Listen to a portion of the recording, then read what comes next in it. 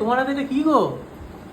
আমাদের মমতা দিদি মনে হচ্ছে একটা কিছু গিফট পাঠিয়েছে, দেখা যাক কি আছে গিফট। মমতা দিদি গিফট পাঠিয়েছে? হ্যাঁ, এ তো বিরাট ব্যাপার। মমতা দিদি তো পাঠিয়েছে। এই দেখো লেখা আছে, দেখো কি দেখি এটা? দেখো লেখা আছে জগন্নাথ ধাম দীঘা। ও দীঘা থেকে আচ্ছা, পাঠিয়েছে তো মনে দীঘার হচ্ছে। জগন্নাথ ধাম থেকে কিছু একটা পাঠিয়েছে। হ্যাঁ, দেখো দেখো খুলে কি আছে দেখো। দেখছি, সেটাই রিভিল করার চেষ্টা করছি। এখানটায় রাখো দেখি, আমিও দেখি একটু কি আছে।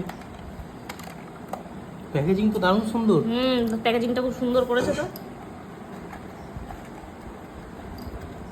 কি আছে গো এটা?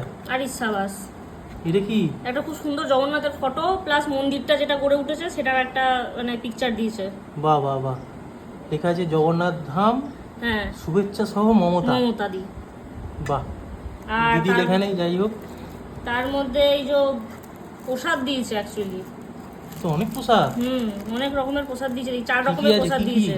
এই তো দুটো সন্দেশ, একটা এটা মনে হচ্ছে কালাকান্দ টাইপের, একটা গজা যেটা পুরীর আর কি গজা হয় বিশ্ববিখ্যাত, হ্যাঁ। আর একটা ক্ষীর কদমের মতো কিছু একটা।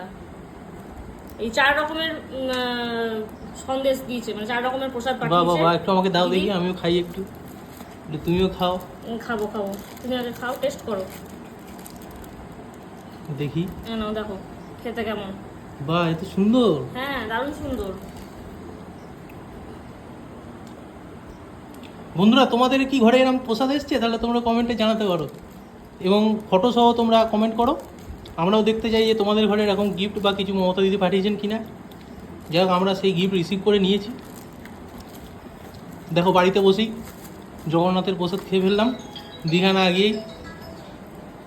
তুমি কেমন, হ্যাপি না হ্যাপি নয়? হ্যাঁ, বিশাল খুশি।